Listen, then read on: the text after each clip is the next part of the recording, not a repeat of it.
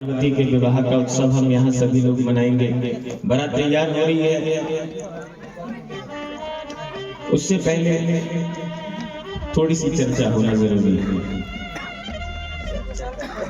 खैर प्रश्न आपसे सिर्फ आप लोगों से कहना चाहेंगे, देखिए 70 दिवसीय ज्ञान यज्ञ आपके ग्रामों में हो रहा है। आपको एक ही समय मिलता है, ठीक है, जितना समय आपके जीवन में है आप उतना समय यहाँ दे पाते हैं, अच्छी बात है। परंतु इतना बड़ा यज्ञ अनुष्ठान यहाँ पर हो रहा है, मेरा मानना ये है कि अपने कामों से थोड़ा थोड़ा समय निकाल के दिन में भी आप यहाँ आए।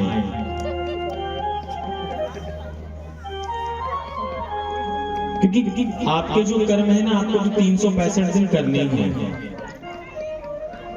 भैया लोगों को काम पे जाना ही है, माताजी लोगों को घर पे रसोई संभालना ही है ना। 365 दिन चाहे कुछ हो जाए, परंतु ये 7 दिन में हम अपने जीवन में ऐसा परिवर्तन ला सकते हैं जिससे हमारा जीवन परिवर्तित हो, हमारी उन्नति हो।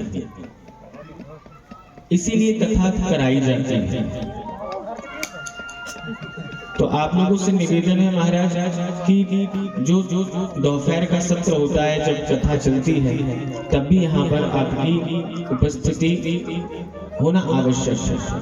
क्योंकि हम तो हमारे ठाकुर जी और हमारे भोले बाबा को तो हमारी कथा सुनाएंगे, कोई सुने ना सुने। राजा रानी ये 3 बैठे हैं और हमारे भोले बाबा और चंडी मैया पीछे बैठे हैं। ग्रामवासी आकर सुनेंगे तो ठीक, नहीं सुनेंगे तो ठीक महाराज, लेकिन वो लोग तो सुनेंगे हमारी कथा। लेकिन हमारा ये मानना है कि ये कथा आप लोगों के लिए कराई गई है और आप लोगों की गरिमामयी उपस्थिति यहाँ पर बहुत जरूरी है। आप लोग जब आते हैं, जब रात्रि कालीन आप सभी लोग इकट्ठे होते हैं तो बड़ा देखकर भी अच्छा लगता है, सुनाने की इच्छा होती है। तो देवी जी ने ध्रुव चरित्र आप लोगों को सुना दिया। तो महाराज श्रीमद् भागवत कथा में उसके उपरांत प्रतु महाराज का चरित्र आता है। प्रतु महाराज वही महाराज है जो कि ध्रुव जी के वंश में हुए और बड़े धर्मात्मा राजा। इन्हीं के कारण आज इस धरती मैया को हम पृथ्वी नाम से जाने जाते हैं। प्रतु महाराज से ही इस धराधाम का नाम, पृथ्वी का नाम क्या पड़ा? पृथ्वी। नहीं तो इससे पहले वसुंधरा कहा जाता था।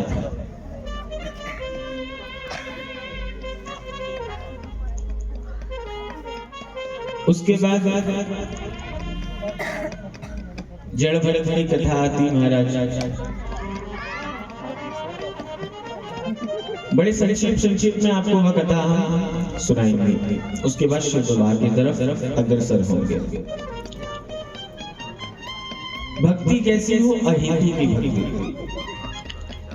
और पहले के पूर्वज कहते थे कि जब बुढ़ापा आ जाए तो अंत काल में सारे रिश्ते नाते को दूर कर देना चाहिए, क्योंकि अंतमति सोगति।